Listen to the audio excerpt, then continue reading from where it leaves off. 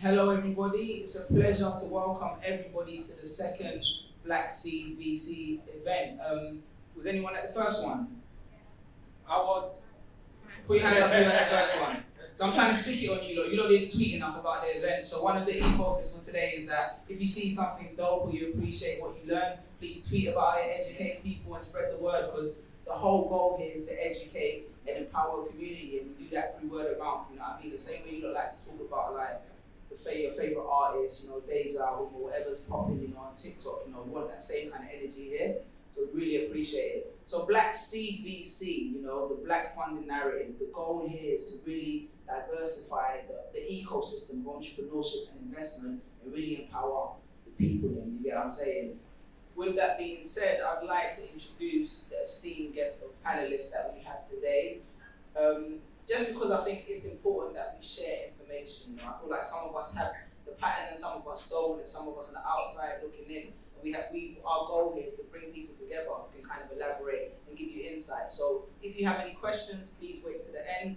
If you hear any gems, feel free to clap, you know what I mean? And if anything is really pressing, like feel free to interject. I might air you, but I won't forget you later down the line. So today we have the first panelist. I'll probably go in order there. We have Tendai Moyo, who's a Zimbabwean born in Zimbabwe, entrepreneur. So she's a bit of a star recently because you just actually raised for your company, right? Yeah. How much was that? Drop it on them. Ooh. Drop it on them. Drop it on them. 1.6 million. Yo, get that round of applause.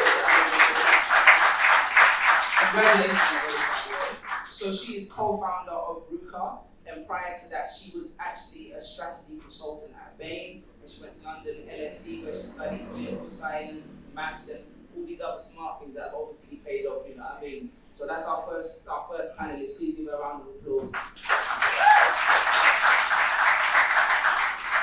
Our second panelist, Andy Davis, also another big boy in this thing. He's actually an angel investor with Atomico, and he also launched the 10x10 Fund, which is a group of Black founders and investors who invest in Black businesses, and the aim is to kind of diversify the ecosystem within Europe. Am I correct? Just to make Black people wealthy. Literally, just to give Black people the bag, literally, yeah. Prior to that, he was actually a director at Backstage Capital. Is anyone familiar with Backstage Capital? Yeah, so you know like this thing is serious. So those of you who don't know, you can Google that. That's what your phone's for, or we can elaborate on it later if you guys want. So please give him a round of applause as well. And next we have like my favorite panelist, because I'm biased. She's actually from Ghana, so you know obviously she's spreading like the hometown love. I'm from Ghana as well. So we have Gina Nipah, who's also actually a model, so a bit of celebrityism in here. But she is founder of Happy Hair Lounge, and she's also once co-founder of a British cosmetic line. So she has lots of experience within the space and also how to grow a business in probably different way from the other panelists. So thank you guys. Could you give her a round of applause as well?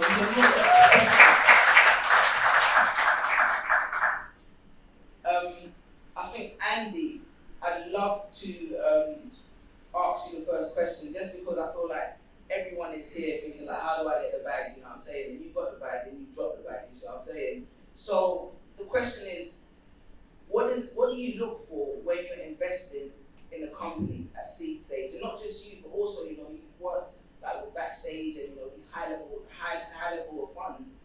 What do you look for? You know, what should people be thinking about, especially as a Black founder? Sure. So yeah, everyone, thanks for coming on as well. Thanks for having us. We look for when investing. I think you look for that definitely wants to die today. Like Can you guys hear my back? So you hear me now? Yeah, cool. So I guess you look for like the Tendais the one. Like you look for those who are like super sharp, smart, obsessive. People who want to really not just change the whatever industry they're in, but own it. You look for like market and category winners. I say all the time, I look for people who are obsessed, people who can run through walls. I don't want any Black founders to have any more in front of them, because it's already hard enough as a founder. It's hard enough being Black in anywhere you go, really inspire the world, and then being a Black founder double triples that you're open as well, right? And but walls happen, right? Walls just fall in front of you when you start anything in the world. So how you get around those obstacles, that's really important. And I think that last piece for me is just validation. What have you done to just prove that people actually really need this thing you built? Right? It's not necessarily a want. Right? People want to come to things they never like action or pay for. But how do you prove that people actually need what it is you're able to deliver on? I think that's important. So last thing, on the obsession piece, the reason you want to be obsessed is because you get to a certain point where you unlock or you have this unique insight that nobody else has spotted. You just so obsessed with it. You spend enough time there. So that unique insight will hopefully be the catalyst which enables you to win or spark some sort of change in the sector. So when you're talking about like prove that there's a need here, like I feel like there's a tendency for people to be like, I've got 30k followers on Instagram, so my business is viable. What is the metric that we measure this need by? Because I feel like that's where a lot of us fall short when we go into the offices and we're like why are you not investing in this thing? Like I'm getting bare likes and people are following me, but what is that need? Sure. So if you're selling, let's say like a bottle of a bottle that keeps water warm for 16 hours in coffee or 24. You said hey, your Insta page has these 5,000 followers or whatever. You'd say, hey, you set up a pre-order page. We haven't got any money, so we set up a page on the internet and people go there and pre-order our products. Right? And we've got this like high demand for it, like 1,000 people pre-order in the last few weeks, X number of weeks. And actually that's even more interesting, it's happening organically, just through word of mouth spreading and incentivizing people through socials and different things. And that's like, okay, cool, that's interesting. There is a demand for this thing, right? And it's actually very, very real. Because hopefully there'll be some revenue exchange there as well in some that way. Yeah, okay, dope. So to move on to Gina actually, in that context, if we're talking about like organic and growing a business organically, so I can imagine with your business, you had to kind of build a lot of it organically. What was your experience from seed stage, starting your business to where you are now? I think my experience has been a challenging one. Can you guys hear her? Sorry. Hi guys. Sorry. You're Hi. killing it. Everyone wants to use the R&B voice. You're killing it, right? Everyone's shouting. Sorry. So no, I think my experience was challenging because I started based off my social media following and both based off the reception people gave me on socials. And it's so different when people say, oh amazing, well done, to actually booking the service. So what you're saying is so true because when I first started, I decided to separate my pages because it became a thing that they want Gina to do their hair, but Gina doesn't work in the salon every single day. So if I'm not available, they don't want to book, or if I'm not available, they don't trust the staff enough. So I had to learn to separate the businesses so that it's a standalone business. So I went from adding the stylist on the page, on the post, just saying that I had a hair lounge.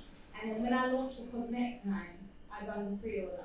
So that showed me that I would be able to sell. But I didn't know that when that open happened. With happened, it was just like, people see that you can do something. Sorry to say, I feel like black people, we're not used to seeing greatness in our community. Yeah. So you can do the smallest thing and everyone can have it like it's the greatest thing. Yeah. But in another environment, it's nothing. And because it's something so big in our community, you think, oh, I'm going to kill it.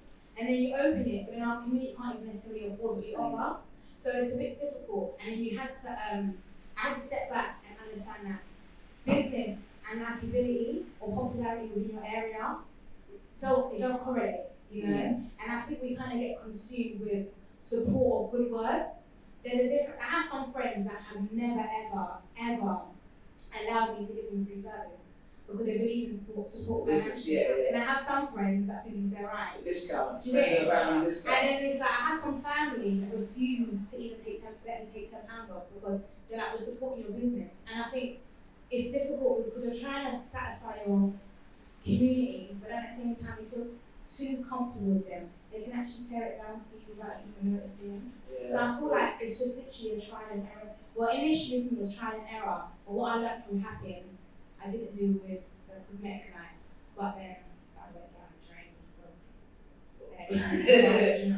We can discuss that after. Yeah, something like that. Horror story is cool. So yeah. No, I think that's dope. I think trying to, and I want to get on to you, Tendai, but I think that whole concept of trying to break that psychology, like you're saying, we can support stuff, but to actually invest in it, which is the whole thesis of this project. How did you break that barrier then, that support barrier into we need you to pay for it? Shall I be honest? Carl actually helped me. Oh, I don't yo, think he give a really- round of applause to the founder back there. You know what I'm saying? But I don't think he realised that he helped me because one day I basically had a stylist that she had a lot going on in her personal life, and I was trying to help her because I was thinking, oh, she's young, I want her to be great, she needs support. But then the reality is, he was like, how can I continuously give charity, but I haven't even made it yet? And I think sometimes you think, oh, we've got to support or we've got to give, but sometimes we have to give to ourselves before we can give to others, and it doesn't make you a bad person. Do you know what I mean? And I feel like I had to learn to separate my personality and thinking helping everyone is before business. Because if I get to a certain place, I can help the masses. But if I continuously help with the little I have, I actually won't have enough to give how I want to give. So I feel like it's just a separation. It's just like business is business and personal is personal. And I feel like I've learned that the hardest way, but I've had to learn it. And now I'm happy. Now I can say no. Because that was my hardest. I couldn't say no to you. Like, there'll be times someone will call me last minute. If I was a friend or a family member, oh, can you fit me in last minute? But then I've got a ride working in the morning. So I end up sleeping for 3 hours. No one appreciates it anyway. And then you're just left like exhausted. And you can't maximize your potential because you have no physical energy. So, yeah.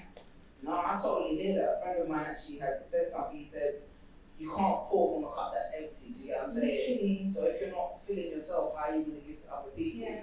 I think it's important. So Tendai, when we're talking about, am I pronouncing it correct? Yeah. Tendai, right? Yeah, Just making that's sure. I don't have that many Zimbabwean friends. I'm just trying to make It's sure alright. I'm not butchering it. So when we talk about like founding a business and getting investment, you've obviously like proven that you can do that. But what's interesting is you didn't start as an actual founder. So what made encourage you to make that transition? And then what was it like to become to actually go for raise funding for your business? Yeah, so I mean, when I finished uni, I always knew that I did the whole investment banking internship, didn't enjoy that, the life was not for me, and I always knew that I wanted to go into business, but I had an idea straight after uni, and it was workwear. Like, I felt like workwear was so bland during my internship. Yeah, close to the office. Yeah, exactly. And so I wanted to create a new sort of office wear brand. And I remember going to pitch to people, I was competing against people that were X this or X that. And I had one investor who kind of said to me, your idea is pretty good, but you don't have a lot of credibility. Clout check. Literally clout check. And so for me, going into consulting, which I then did a year after uni, was just a way of both getting credibility in front of people who, as we've already identified, a lot of people doubt us the moment we walk into a room. Yeah, we'll talk. And so for me, getting that sort of backing of a consulting brand was my way of trying to break the doors down a little bit easier for myself. And so I always had the sort of 1 year to 1.5 years mark. I would leave and go start my business. And so in September last year, I left consulting and then became a founder of Roca Hair. So that was kind of like my journey and my reasoning as to why I did consulting before sort of going into founding my own business. Cool. So I want to talk a bit more about founding, the process of founding. But Andy, obviously, you know both sides of the spectrum, and when she's talking about this credibility, clout check. I mean, like, it feels like every person from another community, they work for like Facebook or Amazon or Google or something before they found a company. When you come from a community that doesn't necessarily have that access, how do you overcome that hurdle of getting into a room and feeling like you're not credible?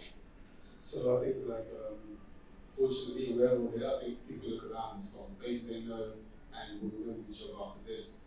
But our community is small, fortunately, right? And we're just, before it was only 6 degrees of separation away, now you're just like 1 day away from anybody, right? So if I know somebody, Gina or Tendai Moyo, and you just make that mutual connection, you get them to love you, right? And we manage that. And we know that now there's a lot of putting your neck on the line for people to say, hey, I'm vouching this person's stoked, this person's killing it, like, you've got to talk to this person, make it, right? But when it lands, it really does land. It really does. So the way on the Facebook people think about it, like, and we've got loads of us in the top places anyway, right? But the way around that is just to hit your network. You be very surprised how many of us want to help, how many of us are happy to reach out to other people for you and put you in and help get you into not put you in, but you're doing the work. Yeah. Just help you get you in. So what do you turn away? Because like you're saying, I hit you up, Andy, bro, I got this mad idea, bro, can you put me in touch with blah blah blah blah. That's obviously not the formal best way to do it. So to contact someone of your level, if anyone's sitting here right now, how do they get into your DMs and actually get a response? Not just like a red message and see you posting your holiday pictures later. So the DMs are about to be flooded, bro. I think I try to be accessible, just literally just game me, right? Don't message me on LinkedIn, that's no, I'm not going to see it, if I see it, I don't know. So like, really? I think, yeah. Is it LinkedIn the way to do it though? No, not for me. Okay. I'm just I literally have like white guys messaging me on LinkedIn and they're like, hey, I've got a black person in my company, can we chat? I'm like, I'm like, you actually send off things like that. So yeah, just DM me. I think that Insta, that Twitter works. I'm not going to look. I'm going to share that example. Actually, after this, I'll put on Insta stories that here's 2 examples that really worked, and I actually invest in those companies which should be DMs. I'll do that. And I just want to add to that because I think with investors that we found, we try to understand their profile. So as Andy said, he's like way more active on Instagram and Twitter. So can you explain to people what you mean by their profile? Yeah. So I think, so for me, when I left as a consultant and I was starting this business and I knew I wanted investment, I kind of set out a map of the investors who I would have loved to invest in the business. And so with each one of those, I did research into what are the social platforms that they're most active on, what industries are they interested in, and what have they invested in prior. And so that way it allowed me to know, okay, this person I reach out to on LinkedIn, I'm most likely to get a response. Whereas this person, I should reach out on Twitter and like they're way less, I don't know, like formal, so I can reach out in this way. Whereas someone else might be, I have to write 5 paragraphs with this pitch deck and send it. So I think you really do have to tailor it, and I think that helps the person who's receiving the message know that you just haven't copied and pasted it 50 times. Sorry, hi guys. I'm going to ask both of you, because I know you're saying I'll check their profile. I will be honest, sometimes where do you even look? Because I didn't know about investment. It's through COVID last year, like I was online and stuff, and one of my really good friends, his missus is a partner, she started an accelerator course, and she tried it. So I was like, oh, I'll do it. And it's only when I try, I'll just be a friend, right? Just being nice, right? So I joined the course, it's called Start Discovery School, and it blew me away. Like I ordered so, sorry, I ordered every time they were like, bring up my That's the one connection. That's the one connection. Yeah, sure. You said it, innit, bro? Yeah, literally. So every time I order this book, I'll buy the book. Every time they'll say do this, I'll do that. Only because they had me so captivated, because I wasn't aware, right? So even though we can come to these things, and I think it's amazing, I am one of those people that sometimes genuinely don't know where to look, right? Like Carl's one of my really good friends, but sometimes I meet up with him socially, right? So even if he talks to me about work sometimes I'm like, yeah, I don't know what he's talking about. I've got to be honest, some things I just don't understand. Now I understand, but before I just wouldn't get it. So it's like, you went into consultants, you kind of knew where you wanted to go, right? But even when I was opening my salon, even when I was starting so the cosmetic line is the project that I used for the course, I genuinely had no clue that I could have sought. I've used all my money. Like, I will stand and work sometimes 12, 13 hours, and come out to think something, not knowing that I could just work for maybe 2 hours, 3 hours, and find other routes to make the business work. So I just want to ask the question of like, how do you know where to look? Yeah, so I mean it's a great question, and I think for me, like I said before, I went into my corporate role, I applied for competitions because I didn't know investors. Like I didn't know where to find them, and so I remember I did a uni business competition, and then from there I just started seeking out competitions. And so, but I would say for the most part it was a complete waste of time. That is what I will be honest and say, because they have a particular profile of businesses that they're looking for. But what it did help me to understand is like, if I'm searching on LinkedIn, this is the sort of thing I'm going to search for. And if I want to find the right networks, this is the place that I'll look for. But being completely honest, I feel like the most helpful thing is when someone else gives me the intro to someone else. So I met Andy through an intro as well when I asked, I'm looking for this investment. And so as you kind of said, sometimes it can be that one person who's willing to kind of open up a network of people to you. Yeah, and on top of that, so I remember years ago, I was on my startups and some guy, it was 10 minutes into the second meeting, he was like, oh yeah, I'm invested. He put in 50K, so that's some money, right? And I know I said to him, oh, like, I was like, how do you meet again? And he was like, this person. I was like, who's that? And then I was really thinking about it after launching the video, I was just like, I mean, that guy, it's the guy who introed us. He had said no to invest in our company, but then he came about as a result of somebody else making an introduction, right? Because that first person I didn't know, and I do this in every pitch meeting. I say, if this isn't for you, that's okay as well. Like, it's out whatever, but like make an intro to someone who you do know that would be interested. Every single meeting that I felt. So that guy, like literally month later, out of nowhere, introduced his friend, put us in the email, so his friend first, put us in the email, met his friend, was interested. I didn't expect his friend, or his friend, that guy reached out to me, came to me. I had no clue where I knew this guy from, really. And the guy came and gave me money like 10 minutes into second meeting, right? So I had to meet more people, even if it's just one person, and you email them cold, put a bottle of email, love to talk, and please send them to anyone who you think this is best for. That would just, you don't know what that'll do for you. Because if I see that, I'll be like, oh, actually, it's a bit of weight off my shoulder. Like, if it's a 4 and I've got like someone like that, like, I can like let you know I'm going to share it with like A, B, C people, or just do that and get back to you on that. No, I think you guys, I think it's a great question to ask because last time we had Crept here, this is a renowned musician, they won mobiles, awards, all that shit, and he was like, they funded their restaurant by themselves. So I feel like there is this self-funded narrative that perpetuates the black community.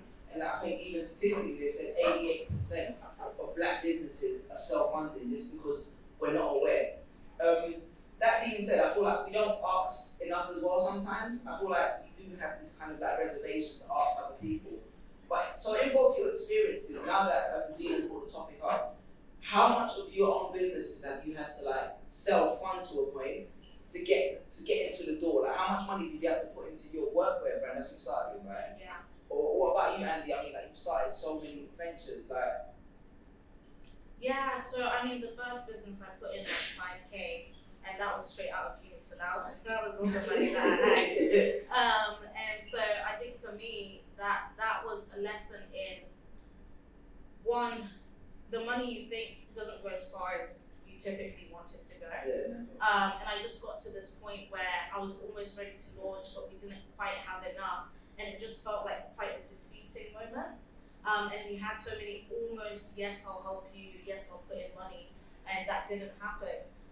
But then one investor kind of said to me, and this was June, so this June from Samos Ventures. Okay. So she said to me, don't give up at this stage. There are people who are going out there and getting money for ideas on the paper. And I was like, because at that point we had the sample of the workwear, we had a list of people who were ready to buy, we even had a couple of pre-orders. So this workwear must have been popping then. I mean, I think when, at the time I felt like it was the best idea. I think upon reflection it was good, but it wasn't going to lift off the way I thought. And so I guess I self-funded to a certain extent, but when I realized that there was the potential and people were giving out that money for much less than a lot of us here would have done, that's when I realized that actually I really have to go out and see what's possible. So I think numbers, once, I think a few K, 2K, another time 10K, another time like 17 or something. But like it's only just the money you put in, that's the thing. It's the money that you're losing out on when you're doing it.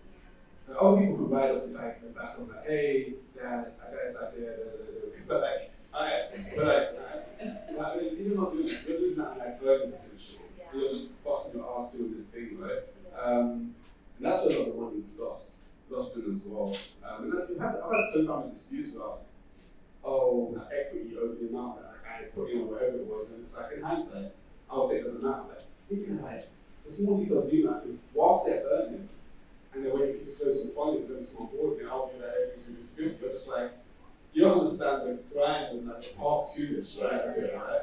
And that just needs a bit more like perspective. And yeah, that one's always self-helping business. I think, but you can go talk to people really early and get some capital. And please talk to, no, I'm not saying go out there and talk to 50, 60 investors, I'm saying go out there and talk to as many as it takes to get the job done, right? Because so many people give up, they're like, hey, I spoke to some investors, I'm so tired, and I'm like, I'm spoken to like these 8, and I'm like, okay, did you speak to them in a day? And they're like, no, what? I'm like, did you speak to them all today? And they're like, no, it was like over the last 2 weeks. And I'm like, well, yeah. I'm like, depends on what you want, right? Like, again, always do asking introductions, and there's a path there. But always listen as well. I think you have to listen, because you may not, there's not else in your idea, whatever, like, you may not be onto like, you may be in the wrong direction, and just one conversation can just that type of shift you on something. So, what you guys said basically, so everyone that's listening here, is it better for them to spend more time? If you were given a percentage, how much time should they dedicate towards looking towards investors versus just working on the business? Because I mean, I feel like that's a big dilemma here, because people are thinking, if no one's going to give me the money, this needs to get moving. If I even you're sweating. And just be honest, like, no one's saying you're right or wrong, but be honest, just so people have like an idea, you know? Because like people focus a lot of energy in the wrong direction. Which one? They're colluding together. This is fire. I love more like at which points, right? Because say how much time you talk to investors, is it like before you spoke to customers, you've got some customers lined up and you built something, or is it after, right? That's like, I think the reason why it's a tough question is Andy's alluding to is it depends at what stage of the business you're at, right? Because if you're at the very beginning, you're still understanding your market, you're still understanding what the product's gonna look like, and you don't have the key answers to questions that people are gonna ask, then you shouldn't be talking to investors. You know, at that point you should really be all hands on the business so that you have that clarity. But I think once you are at that point where you are looking for investors, I think it's probably pretty 50-50. I think, as Andy said, investing, it's something you have to commit your everything to. You're doing that on a day-to-day basis. But at the same time, these investors want to see results. They want to see traction. So it's like you actually have to do, I would say, both, you know, fairly full force at the same time once you've got most of the answers anyway. Oh, that's it, yeah. No, I think that's actually a very valid point to make. But obviously, you guys are here at Black Seed and you already know some investors. So if you have done the research, you've done the education, then just bring it, run it through Carl and Cyril, and they'll tell you whether you're going to make money or you should just like think of other options. You know what I'm saying? What is the biggest barrier, Gina? What is the biggest barrier, do you think, that Black entrepreneurs face outside of finance? I think you touched on something interesting when you're like, family always like, can you do this for free? What do you think the biggest barrier is in your experience? I feel like in my experience it's like stigma and like perception. I feel like as a Black entrepreneur from South London and African, I feel like you just care so much about what people think. You care so much about getting it right. And I remember when I was decided to pull out of the cosmetic line, I was so stressed only because I didn't want to seem like a failure, right? Because even though you read these books and you see these amazing quotes on Twitter and you repost them on failure leads to success and you think, oh, it's amazing. But to actually internalize it and live it, no one even thought you listen, it's but you see, like, I don't think we understand the concept properly. Well, I didn't understand it properly, and I feel like I created a fear for it for myself. And I feel like I didn't want to seem like, oh, I couldn't do something, or it didn't work out for me, or people are going to be chatting rubbish about me. But the reality is, I'm not doing it for anyone. Yeah. There's a reason which I decided to step out of work and do what I wanted to do. And I feel like even like my mum, because I was really good at maths. Just saying. And like, she's like, oh, why don't you study maths? Or why don't you be a doctor, a lawyer? Like, I've never said I wanted to do that. But when you decide to step out of work and choose a creative path, your family are really watching you. When it starts working for you, they're like, oh, my daughter, well done. But when it's not working, it's like, oh, you should have stayed and you should have done, look at your brother, he's doing so well. It's just like, they really make you, you're already battling internally yourself, but they add just layers on top. So I feel like for me, the biggest barrier is I think it's just a stigma perception from people, but I feel like when you learn to put that aside and have a real clear vision of what you want, because you know your ability internally, you see something like, oh, you feel it within, like you have to be so assured with what you actually believe within yourself that you can achieve. It's like, regardless of what they have to say, you just got to put it aside, because it's not going to change anything. It's like putting up that, okay, I've stepped out of business, doesn't make it more real. I've already done it. So regardless of whether or not I decide to televise it, it's happened. So I need to figure out how I'm going to push forward and make sure whatever I choose to do next, or if I choose to restart, how is it going to be better than the last time? Because reality, social media, it's amazing. It can really help you with your businesses, but it's not the end all. It's not reality. It's not the real world. And this is my thing. Like, I think you get caught up because people start sending you messages. You inspire me. Oh, when I grow up, I want to be like you. And I'm like, you don't. Like, I'll be honest. You definitely don't. You know what I mean? Like, everyone sat here. We're here 1.6. We're thinking, yeah, she's on. I'm like, I'm saying, and it's the truth. But the reality is, take it and know that you can do it as well. It's like, that's just not your stop. Do you know what I mean? But I think with social media, you get your idols and you think, yeah, I want to be like you. You can be better. You can be your greatest. Do you know what I mean? And it's just like, for me, I think the black community is about perception and stigma. That's our biggest barrier. That's just my experience. No, I think it's an important thing to say. I honestly can agree in many ways. Do you guys have anything to contribute to that? Well, I completely agree, number one. But I think for me, the thing that I've struggled with, I think it's something you alluded to earlier as well, but it's like the separating work life from your personal life when both seem to merge. You know, when you own your own business, I feel like there is no barriers. Mm-hmm.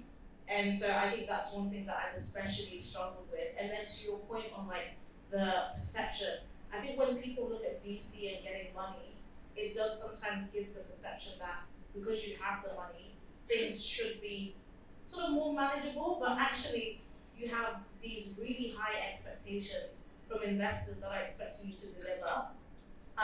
They can come to you at any time and be like, what's going on with this? And I think just making sure that for me, I'm focusing on the business, not just the expectation and the perception of customers or investors. Yeah, I think that's an important distinction. So people don't, she hasn't got 1.6 mil to give you, lot. Like, you're not driving around It's to not Tesla. mine. It's not mine. No, I remember the first time I met a friend of mine and they had a company, Kodak, and we raised like 20 million. And I was like, bro, like, you're clear, like, do you understand? He was like, the money's not in my account. Like, that's over like 5 or 6 years, you get what I'm saying? So before you lot start asking her for loans and that, like, she's got serious like expectations to me. When you talk about the black community and in terms of like some of these issues that kind of stop us from progressing in the space, what's your experience? So the 100% true those sides, and but besides money, something that when talking to investors, what stops or holds black founders progressing oftentimes is so there are a lot of black founders who are solo founders, right? And they're by themselves and got an incredible one who started this one as well, and we have some who are exceptionally short. But the journey is hard, the journey is very lonely, right?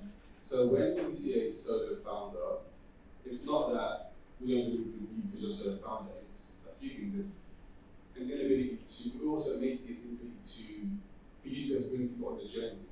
That's really important, because it's not just about co-founder, it's about what you can do with the team. Like, are you able to like attract people to this mission, right? And how are you going to, like we say all the time, A players hire A players, B players hire C players, C players hire B players, and so on, right? So I think talent's one thing, and if we want to zone in, technical talent.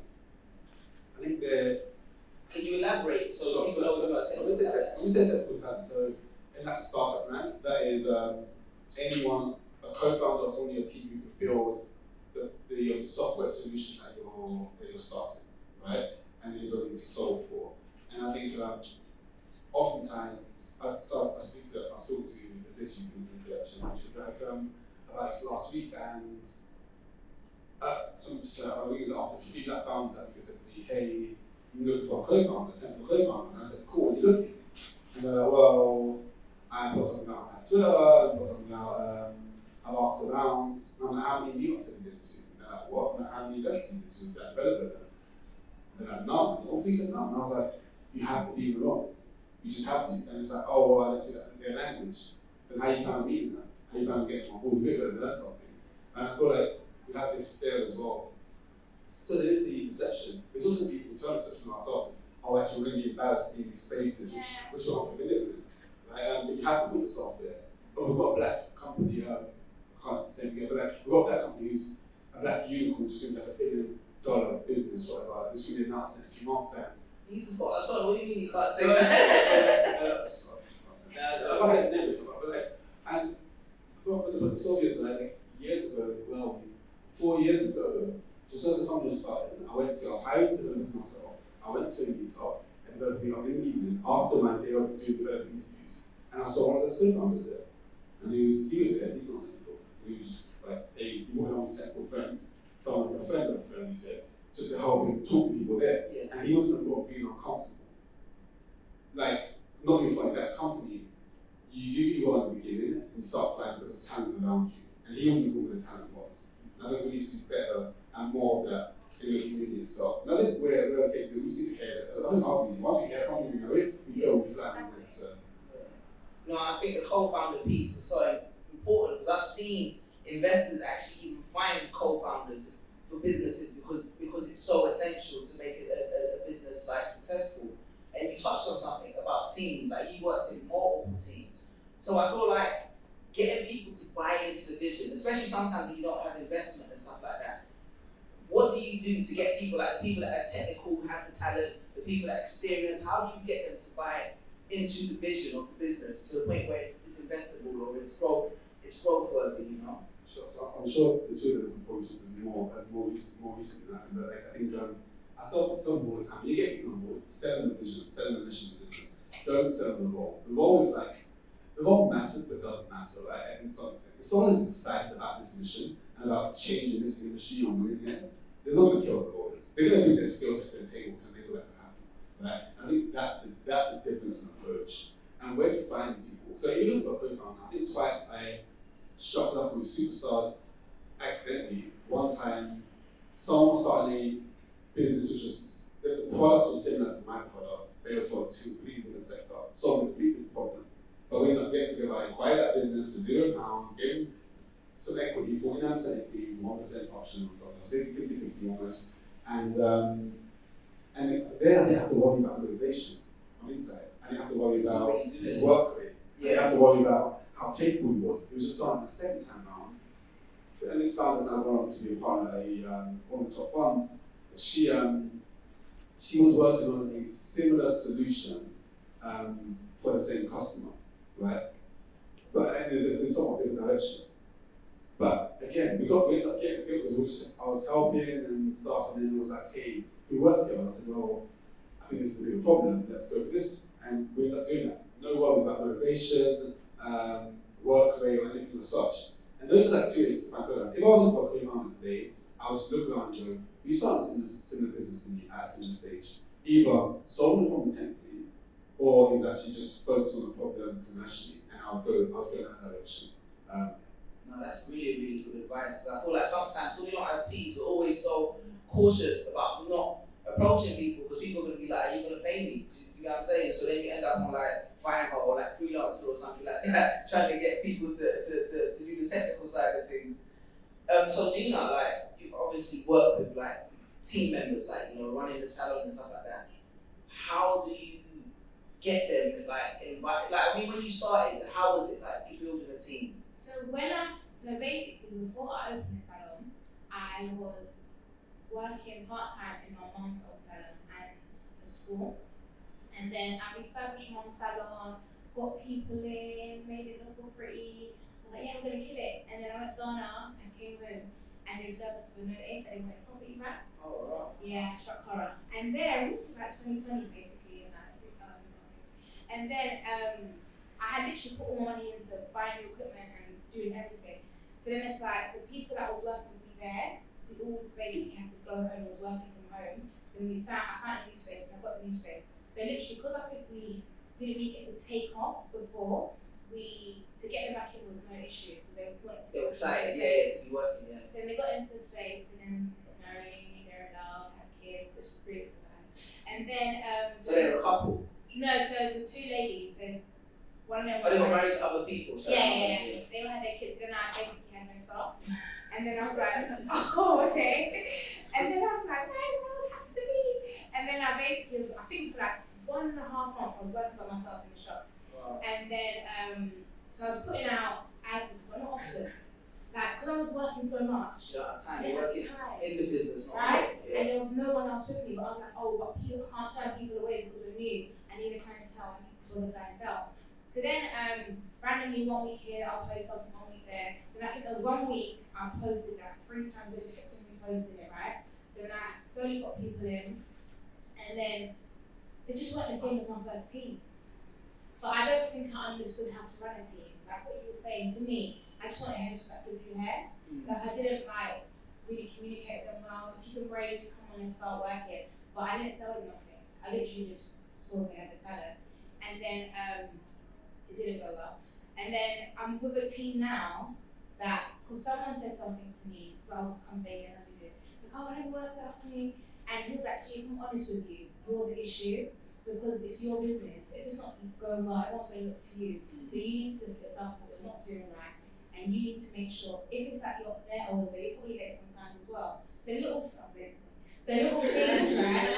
So just like little things I need to myself kind of reel in and get it together. So with me now, even if something don't go right, I blame myself. I haven't done something right, that's how I am now, right?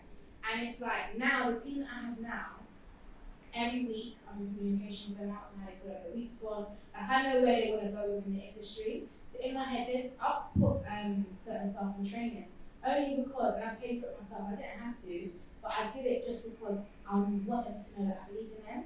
And that one day, even those days that I'm not there, because like sometimes with shooting it can be a lot. I trust them enough and I've given them that like validation that they can run the shop without me. Like I'm not your boss. I don't want to see it's like it's me and you.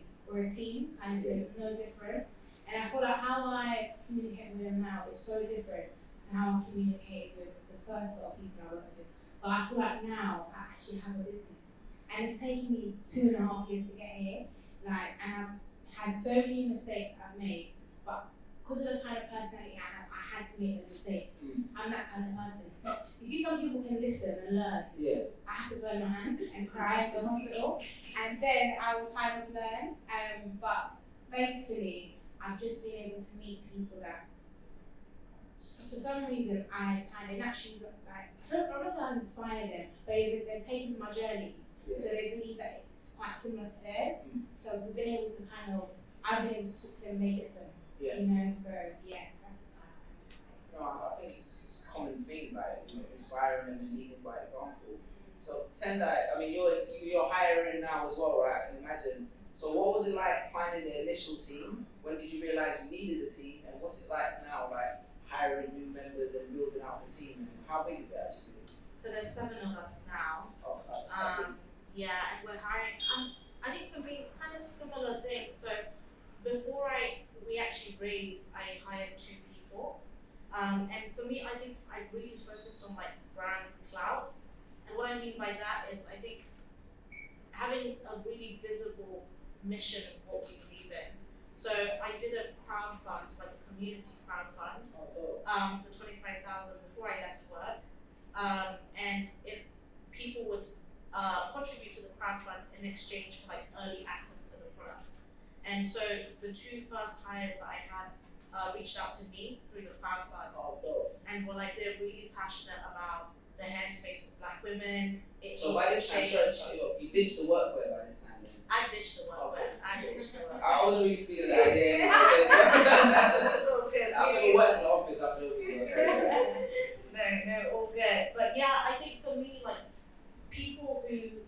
really are passionate about what you're doing, passionate about making a change, to that point of you don't need to motivate them every day because they wake up and they believe in exactly what you believe in. And so those are the people who I've been really excited about hiring because they actually proactively, search for this type of role in this sort of space. So when they searched for you, was this on a non-paid basis? When they just said, "Oh, we just want to help you"? Yeah. So the first two, it was non-paid. They were really excited about the prospect of the business, and I guess, for me, what I painted was the picture in 5 years' time, which is that we want to be the go-to brand globally for Black women when it comes to their hair extensions and their hair products. So I think that vision of, all right, we're here now, but in a couple of years' time, we're right with you when the business is in Europe, it's in Africa, it's in whatever. And I think people really do buy into, if you have that big picture vision, I think people do buy into that. So with the first two hires, they're on the official team now. Yeah. Oh, that's dope. Yeah. That's really, really dope. So they kind of rolled it out with you until you got. They've been through the struggles with me, and I think for us, because we started in the middle of a pandemic, it was harder to meet people in person. And so I think the whole online existence and what is the brand profile was so important because you didn't have that chance to be in person and excite people that way. And so a lot of the time it was like, what cool, innovative stuff are we doing online so that even someone on Instagram is like, ooh, this brand, they're doing something. What kind of stuff were you doing? We did a virtual launch experience. Oh, wow. So it was like a gamified shopping experience. That's like e-commerce experience I've seen. Break it down to us. How did that work? It's still on. It's still there, Okay, yeah. check it out. Yeah, it's still there. If you want to check out, it's experience.brookerhair.com, and I'll put it somewhere. But I think for me, the experience came from, if I'm shopping for hair, typically I'm shopping for it in person. It's the middle of a pandemic. How do we build that same touch and feel and emotions but online? Especially for something where you want to see the texture. Yeah. And you can't do that. And so it was about recreating a world, the Rooker world, in a digital way. Wow. And so that's what See, that's what I mean by that obsession, because you obsess so much, you care so much, you think about the details and like every aspect, you think about it psychologically and emotionally, and that's what enables something like great to get produced.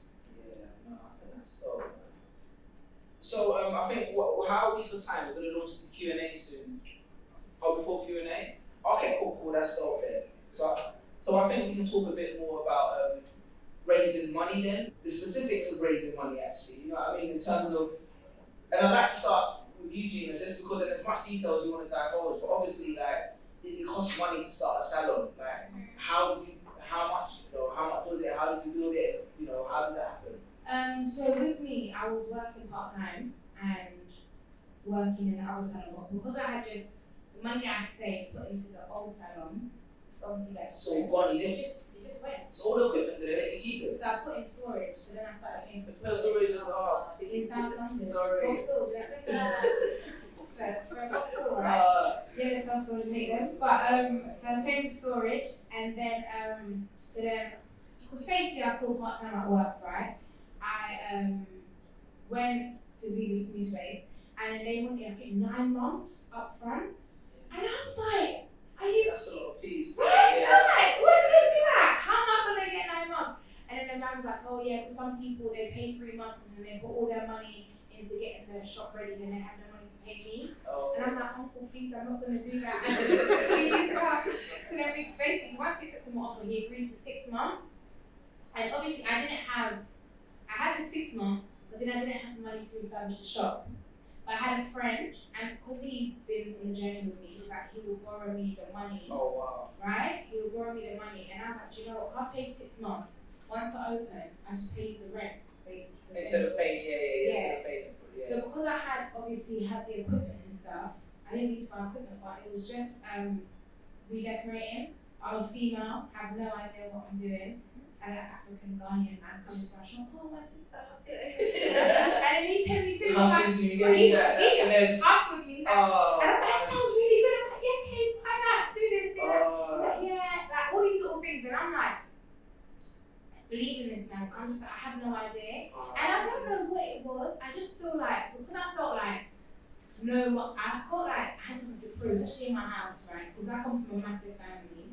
My mom has, I'm just telling you, she has 11 kids. And Wow. like, Give Auntie a round of applause. 11 is not a joke, bro. Yeah, she has 11 kids. 11 is solid, man. I'll tell you that for her, guys. She has 11 kids, and obviously everyone's got uni, everyone's got school, everyone has like good jobs, and then there's me. And then I was like, I want to do this, and I can make it work. Because she had a salon before, and it didn't work for her automatically, but it didn't work for me. Do you know how much I struggled here for you guys? And I want to do what I done, and I'm like, no, I'm still going to do the same kind of thing. So in my head, when it's going wrong, I can't tell no one in my house. Yeah. Because it's like, I have to prove that I can do it. So then it's like, all these things were going wrong, that I was just basically throwing money down the drain. And once I got the shop, I thought I'll put it like a bit work now, not knowing that it's going to take a couple months to get the shop down. I definitely could have still worked. So, but I quit my job because I got really excited and no one told me not to. So guys, don't put your job until it's time. But then, so literally I was doing work part-time at home as well and doing nothing some days because I didn't have a job. And then, the shop finally opened, but I just opened with basically nothing. So that's why I was saying, once we started, I would just literally work. And I used to do like sometimes 14-hour days, like when I say mad stuff, but in my head, I just needed to make sure I got back the money. And then, once I got back the money, thank God, I literally from there just obviously started the operation from zero. And for me, thank God there was someone that could have who borrowed the money, I should say. But it was difficult because if not for him, I would have just had a space, do you know what I mean? And it's like, sometimes I feel like that's why these things here are so important, because there's so many different routes we can take. But I feel like sometimes it's even like, we want to be able to say, oh, I did it. But even if you did it struggling or did it getting investment, you still done it. Yeah. Do you know what I mean? And I feel like that's one thing I've had to learn. Like, it's not about doing it the hardest way. It doesn't prove anything. Yeah. At the end of the day, results are still results. Do you know what I mean? So it's like, that was my terror.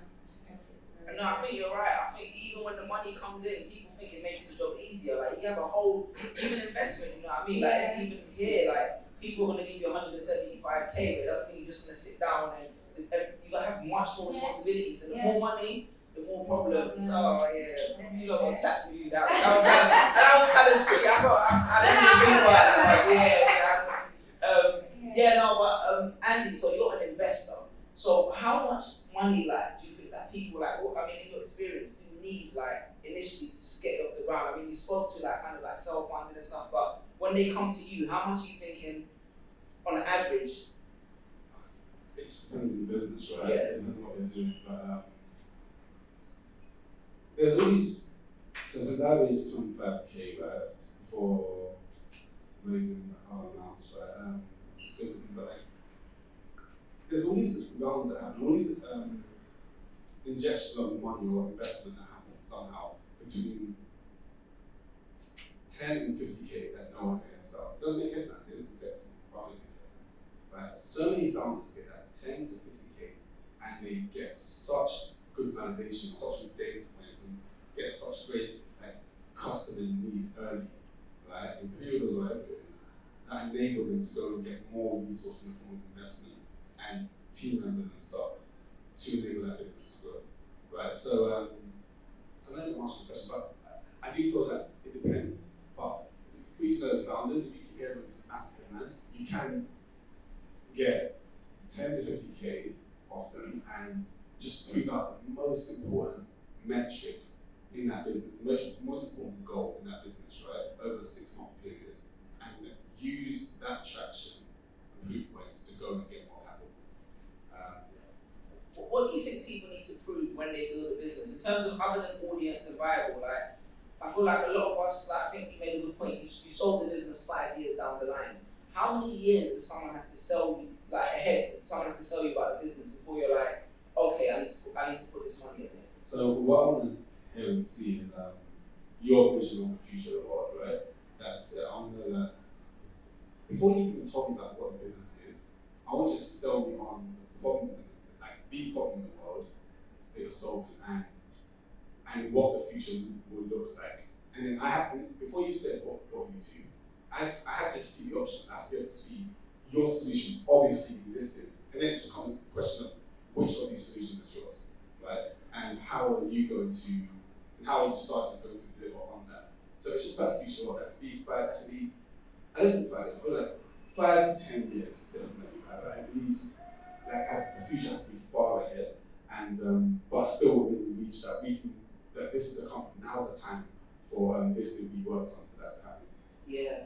No, I feel like I was watching something. It was saying good investors invest in what the world will look like in 10 years. You know what I mean? And there's this whole hype around cryptocurrency, and there was like, you may not see it now, but if you think about a world in 10 years where everyone's in Oculus virtual reality, what money are they going to spend in that world? It's not going to be real currency, and then you automatically start to see how it's a viable solution. And I feel like that's the mindset that we have to approach these kind of conversations with.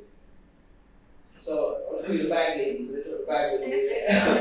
I mean, what was it like speaking to your first VCs, raising your first bit of capital, and then kind of like raising the next bit of venture funding? Like, you know what I mean? What was the experience like on like an emotional, also practical level? Yeah. So maybe if I start by painting out like our funding journey so far. Yeah, we go. So we did the 25K, and that was sort of initially me by myself before I left work, and that crowdfund was to really validate whether there were Black women who were looking for these extensions. So that 25K came completely from the crowdfunding. How did you convince Black people to invest in crowdfunding? Like, I've seen so many crowdfunds like crucified. You know what I mean? I feel for founders like. Yeah. I mean, I'll share the video. I did a video. I set up my own website. I didn't want to do it on Kickstarter or any of these platforms because they take fees. You get put a lot against like other businesses, and it's a lot of noise. So I wanted my own website on like Squarespace, you know, like. So you built the whole crowdfund stuff? Yeah, on Squarespace, and I mean Squarespace makes it a little bit more straightforward to build your own websites. But I put a video up on there, and the video was just saying like, look, the struggle is real, you know, like compared to how much we spend as Black women, the service and the product just hasn't elevated. And you have people like Gina who are, you know, working to change this space, but there is not enough spotlight on the Black women that are doing this. And so I asked for that people to contribute to my crowdfund as a way of changing this industry. Okay, so it was a mission. Well, Yeah. This is my business. Drop me some money. There wasn't a product yet, there was barely a brand, but it was really invested in me and the mission that I'm about to tackle. And so then when we got that kind of gave me the confidence. I had 2 people, as I mentioned, who reached out to me and said, let's go. And then that's when I left. And as soon as I left, I put together a pitch deck. My first pitch deck was awful. It was about 30 pages long, which is too long. It's like a novel. It was a novel. novel. Yeah, it was a novel. And then I cold messaged people on LinkedIn and Instagram, and I reached out specifically to investors who either had invested in Black founders or in the beauty space. And out of all the messages that I sent, I got 2 responses. I probably sent 50 messages. I got 2 responses. And from one of those, he was like, I'm not going to invest, but I can introduce you to people. So as Andy mentioned, there was that follow-up, and he then introduced me to 3 people, who introduced me to 3 people, and so we had our pre-seed amount. So our pre-seed amount was 100K, and that 100K was what we then used to develop the product in full, expand the team by 2 more people, get everything in terms of branding, going, supply chain, everything. And then we got to the point where we had the traction, we had the excitement, we had website traffic from USA, Ghana, wherever it may be. And so then that's when we went and raised out the seed amount. And so that's when I started talking not to angels, but to VCs. And that was a completely different ballgame. I remember when I spoke to Andy and I spoke to Nicole, they were like, yeah, you need to raise more, number 1. But also number 2, you need to paint a bigger picture. And I think for me, I don't know whether it's a Black woman thing, but I think I went into these calls trying to be humble. Reserved, yeah. And it was just like, understanding Potential. the potential. And I remember that conversation we actually had, and it was just that whole, you need to don't like hold back your vision. And so for me, Seed was really the round where I learned, you have to paint that full picture in its entirety. And also you have the backing at this point. You have the results, you have the evidence, so why wouldn't you? Yeah. And so that's been the journey. So you just touch on like a few things like this. Yeah. On the importance of getting money whilst you have momentum. Yeah. So for me, again, I think this is the importance of having investors that you trust as well. The piece of advice that I got was raise at a point where there's going to be buzz and there's going to be competition. And so we raised literally just after our public launch, when we'd done this virtual experience and people were like, oh, what's this? And people were really excited about the extensions themselves and like the innovation there. And I think what that allowed us to be able to do is actually have a bit more control. It wasn't like us begging VC to give us money, but it was then us being able to kind of like get a bit of a competitive dynamic going. And I think you need that momentum and that excitement to really have a fruitful conversation. Dope. No, thank you guys. I feel like I've just been educated listening to you lot, so I know the audience has. Could you just give our panelists a round of applause before we open?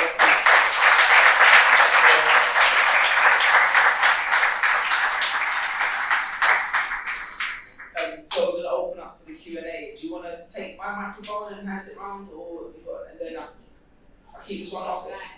I feel like this one's the loudest one, isn't it? So no, it's cool, bro. You can ask questions. Anyone got questions? Yeah, what I want to know is, so you were saying about you have to have some money to get to at least start from some sort of point, so what if I had I made a £10 investment, can I come to you?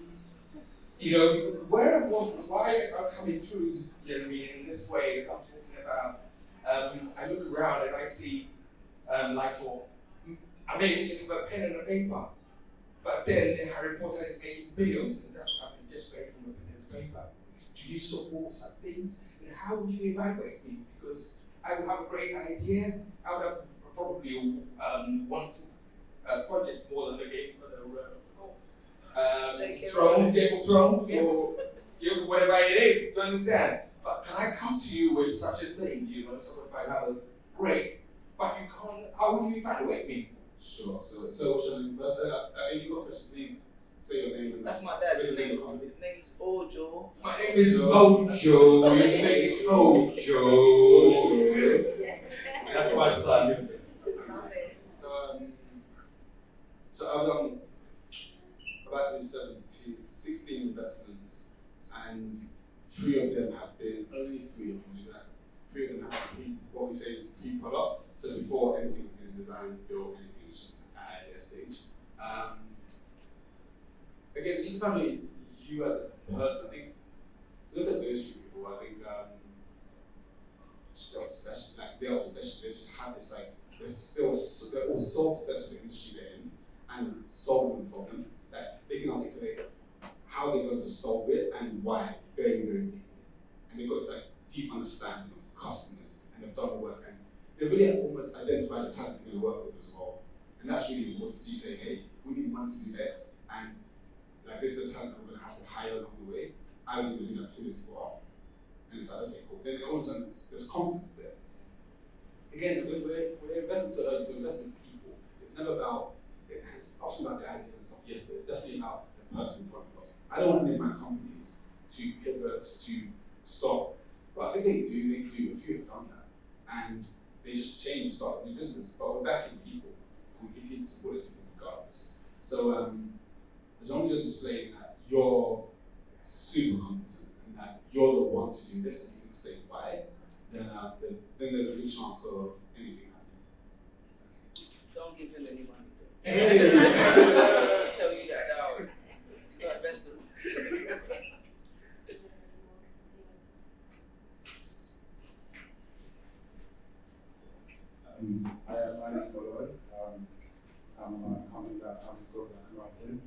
So my question to So the company's called what? Black and Brown Skin. What does it do?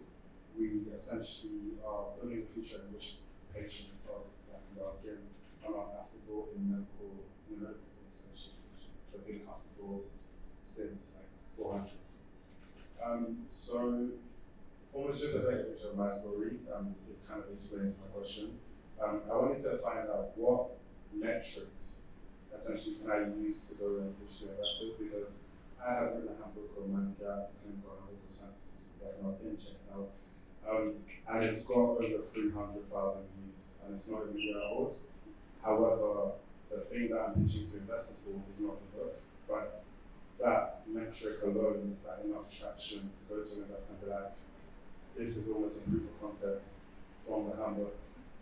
Now we want to develop X going forwards. Is that something I can use, or do I have to build the platform, get people on the platform, get them talking, and use that as a metric to say this is where? So I feel like the question is, can we, the two of you as founders, do you think that's, if you had that, how confident would you be going out to market, to investors, to get money? So I've seen Mind the Gap and I love it. So I'm like biased. But I think to Andy's earlier point, I think the thing that would make it non-debatable would be those people who have viewed Mind the Gap and love it, taking them and making them do something beyond just viewing it. Whether that be paying for something, I think Gina said it earlier, like people can love and adore something, but the next stage of payment and validation there is what's harder to prove. So I think it would just be thinking about what is the connection without you building the platform in full, but what can these people commit to somehow to show that they would. And what happened in the chat as well. Gina, so 300,000 views, you spoke about, yes, online and stuff, not necessarily converting, right? I think you answered the question earlier, a bit, as well. Yeah. Even though that's amazing, well done, I feel like, can you get those 300,000 again to follow your next, right? And I feel like sometimes, like, even though numbers definitely do matter, but sometimes how many times can you call those same numbers continuously into every single area you're going to go into therefrom? And it's like, I feel like it's about proving it, not only for what you've done, but what you can continue to do. So like with the cosmetic line, people followed again. Do you know what I mean? Even though I've left it, I know if I'm to launch something again, I genuinely, that same fan base will follow again, right? So I think that for me is what you should focus on. And well done on that, right? I've seen it too. Yeah, incredible. Well done.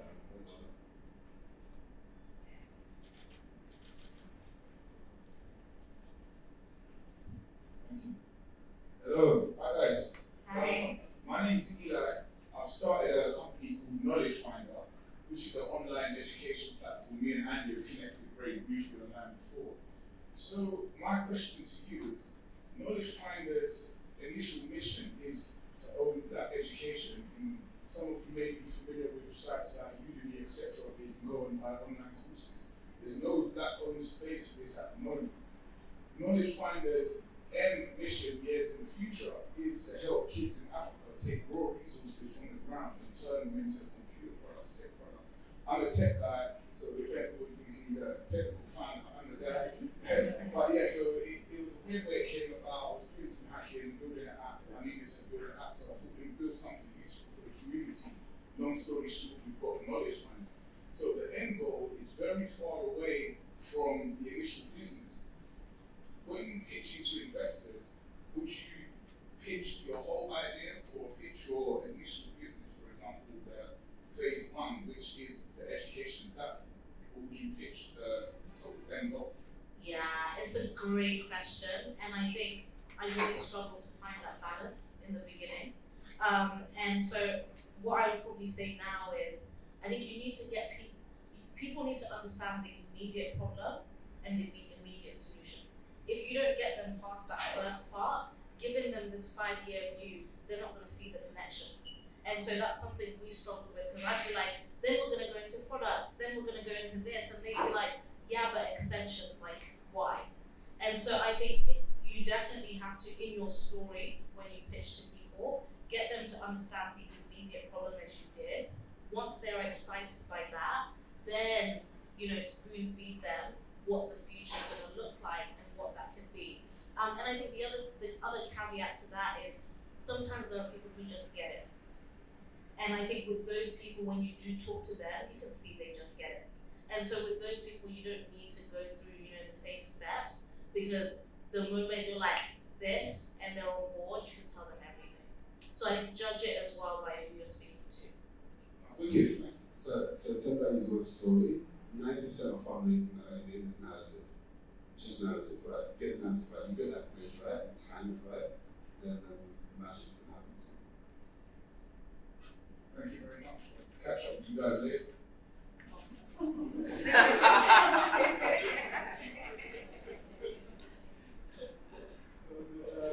Tendai, Yes. you said something very special about telling a better story. Can you please elaborate on ways people can do that? Yeah, so I think it's definitely a numbers thing. And so that's why even though and you're like 50 and 60, it may not have to be that much. I do think you have to pitch to a lot of people. As I said, for me, my first pitch deck was 30 pages long, and it went into, I was kind of like telling my story about the last time I went and got my wig done and the experience there, and then I went over to the right and I spoke about Africa here. And so I think as you pitch to people, you see what gets them excited and where they switch off. And so by the time we finished our round, we almost had like 3 different versions of the story. One for bold white men who didn't understand hair, where we would spend half the pitch talking about the problem and getting them to understand, until at the end they were like, oh, my daughter, she's starting to, like her hair, or whatever it may be. And then we had a completely other version where we were talking to whether it be Black investors or people who just immediately understood it and we knew they would. So I think crafting a great story is both about refining it as you go along, but really catering it to your audience and their biases, because people have biases. Thank you. And so on the numbers thing, on the let's talk about people just trying to so just bear focus. So that guy who I think I went to had 62 or 60 people say no's, and then for me it's 63 to me and 71, so I got the money. So I feel like, but like the meetings get better as you go, because you take notes, you adapt, you iterate, you listen a lot. I wrote down anything that got people excited. Same on sales with customers. I would write down the second they got excited to ask me a question, I like what I just asked them. And I do that script every single day and put it at the beginning of the script to get them excited earlier. Okay, Andy, I've got a question about horizontal integration. You touched on the point about co-founders, but a lot of us as Black people are micro entrepreneurs, and I don't always think you need a co-founder, but that's just my perspective. So please explain to me why you think a co-founder is important, especially if you're someone who's like a project manager and you can do 10,000 things. Why would you then need somebody else to come on board? Sure, so you said micro entrepreneur. Sure, so when I speak of co-founder, I'm definitely talking to someone whose intention is to grow a gigantic business. Right? That doesn't mean people-wise, it just means revenue value-wise. But again, the importance is because it's a long, hard journey. It really is. And you can get through it alone, you can get through by having great people. But again, it's a sign that, even I said someone last week, it's okay if you've got a co-founder, but you need to show that you can bring talent on the journey. And that means your first hires, they need to be solid. It was like, oh, I want these people, and I was like, and this person wasn't even sure about people. And I was like, but people basically suck, right? It's not like back then, this isn't about time or fit for them in business, whatever it is, for what this person wants to achieve. So having a co-founder, you get to split the work, of course, the obvious things, but someone's on a journey with you, and it shows that if 2 great people can get together, they probably will be able to find more great people as well.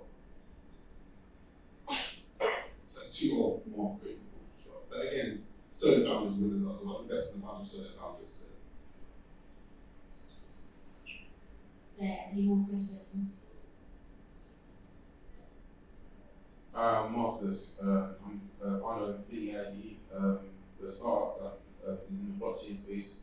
We're a social media platform that analyzes data and lets people use the data as an initiative for social media usage and for gamification. My question is around potential VCs and looking at niches in VCs and how the niche in your product attracts certain VCs. How do you attract a certain VC to your product that will be good for your business growth and that will be along there with you on the journey as well? Yeah, it's a good question. So I think for us, when we were looking at VCs, what we prioritized was people who had an e-commerce background, but actually beyond that, it was really about the relationship that we had with them when we met them. And so the VC that we ended up with really hasn't done anything in the beauty space up until I guess a similar time when we were also raising. But yeah, I think what I would look for in a VC personally, as you said, it's a long journey together. And you need people who are going to get what you're doing, trust you, support you when you need it, and also leave you alone when you need to build as well.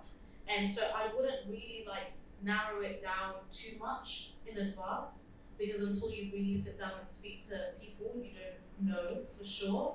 But again, I feel like, Andy, you might have a different perspective with people like blockchain or tech. I don't know what you think. Sure.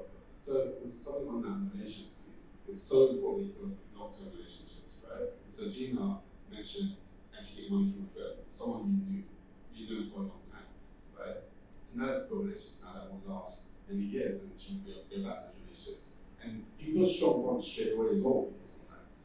But it's worth, I think so many people, they think, yes, it's a transactional conversation, they're asking for money or whatever it is, but there's so often much more value there, right? And if you just share with them and get their take on it, they can help guide you, they help point you in the right direction, and then they may just come back and invest as well, want to invest back to you. In the blockchain space, in the crypto space, other spaces, there's also about the time there, I think there are certain people who are obsessed and openly obsessed as well, right? I mean, I've got friends who are just starting a blockchain fund actually, so I'll just use you one of those ones. And this is all they do. I think I know that even in the space, this is all they want to see. They just really believe, and it's certainly they're really active and out about it. And again, find the blog, read blog post, check out who people are with the blog post. If they're investors, if they're founders, even if they're founders, just drop them a line. You have to drop 50 and get 2 responses or something, and just ask for a conversation. And let them know, hey, I'm raising some money, I love you to be even for X amount, regardless of the amount, and then they come up more, then they introduce you to other people, but everyone who's got content out there, and is an investor or a late stage founder, should definitely be in your radar. Thank you.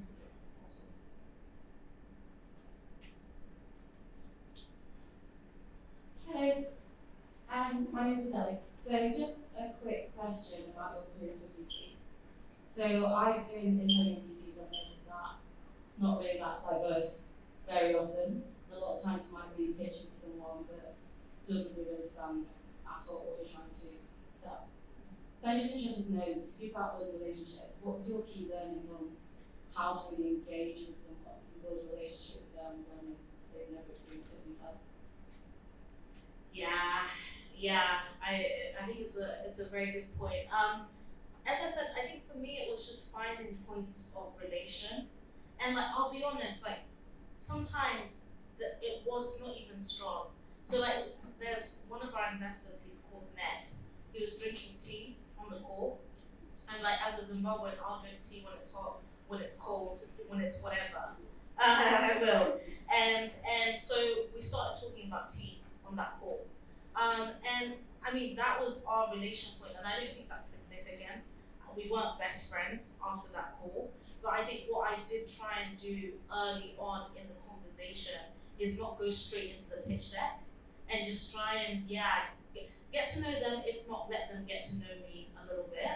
And so I think that that's one aspect. But I definitely won't sit here and tell you that I have a personal strong relationship with every single one of our investors. But I think what we did try and do is, even within the pitch, when we were telling the story of Black women, our hair issues, the industry, the market, it was so that even if you knew nothing, you knew that it was unfair. You knew that there was actually something wrong here, and if you didn't feel the need to change it, because of everything that we've said, it was because you were just flat out, ignoring it and not interested in that space. So those are the two things that I would say, but I would just say, as you say, manage the expectation of what a relationship with people looks like. Yeah, people are still people, right? Like, people being stuff like drag, people being stuff like football all the time, or whatever, like, kind of get around a bit, and that's the good way in, right? People remember stuff from the last conversation, which is important, right? They'll bring it up. Like, I was in service here, and he was in, just not a joke. But basically, so then I was like, I called us Friday, and he was in his house, it was super hot outside, he was wearing a jacket, and I was like, why are you wearing a jacket? And he was just like, oh, I wear a jacket, and I was like, well, like, I told him this story like years ago, by accident, and he was like, they took the jacket off, he was like, oh, okay, I'll take my jacket off. He walked into his house, sorry, I was wearing a jacket, she made it. And I was like, oh, okay, you have to call this conversation. It's a small detail, but you remember it. And next you see that person, you think of that person in some capacity. So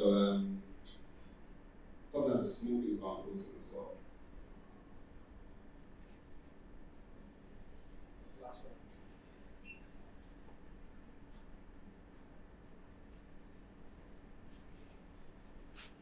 Hi, I'm Shade, the founder of a complexion company, and we are an African wellness company. And I have a question for Andy. As we have a conversation, obviously, around funding, we know that angel funding and VC funding can be a small part of the pie, and there are several ways to actually get funded in order to get started, especially at the early seed, pre-seed stage. I'd like you to talk us a few of other growth capital streams that entrepreneurs can have prior to approaching VCs. So approaching VCs and angel investors, or approaching VCs? Mostly VCs, because you can get angels at any point.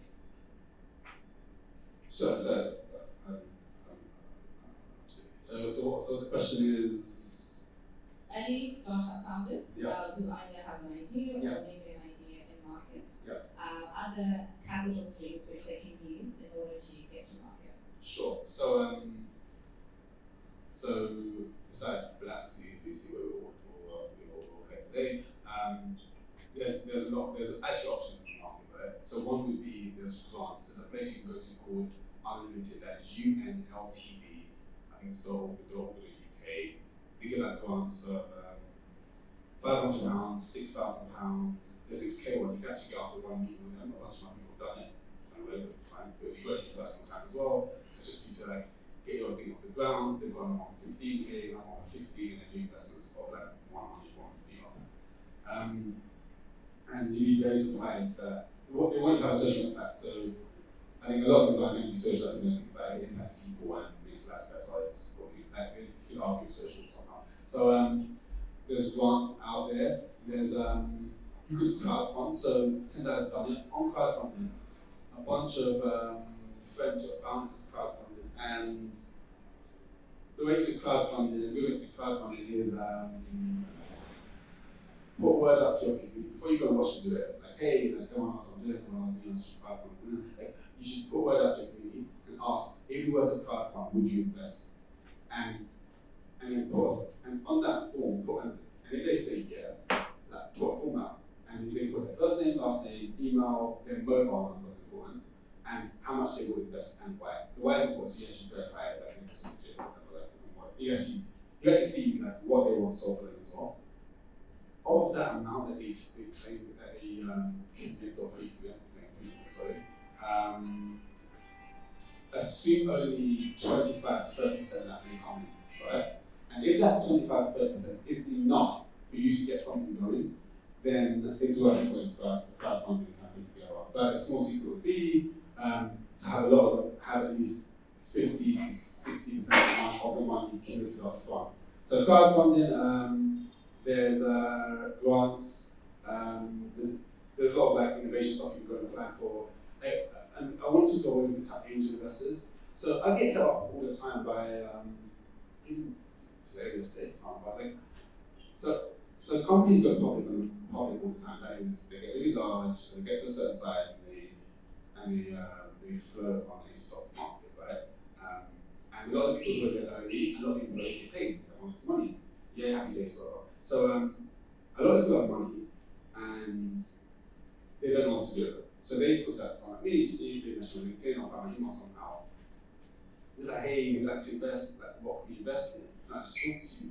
And especially those who are like, I take the meeting, of course, right? And but I say that to say that the only people asking for money are their friends and their family who know they've got some money now. That's it. You'd be very, very surprised. So if I were a founder, and I was starting like let's say a payments company or a financial technology company or something, TransferWise just went public. I would go on LinkedIn and find all the TransferWise employees who have been there for more than 2-3 years, or probably anyone, but especially people who have been there for more than 2-3 years, especially people with senior positions, and I've contacted them. No one has asked them for money.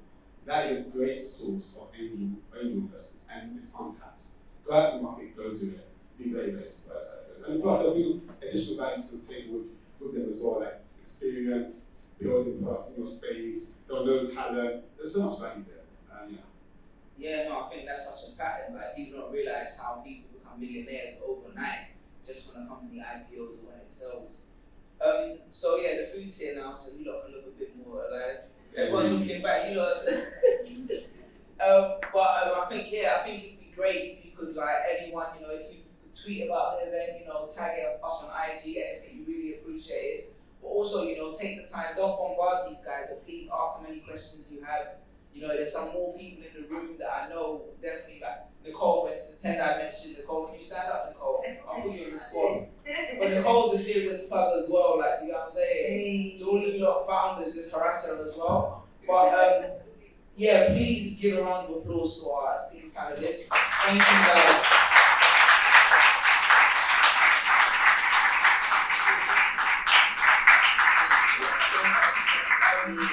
And I just want to invite Cyril, who's the co-founder of Black Seed, to kind of close out the event. As I wanted to give a round of applause for Suli for hosting this.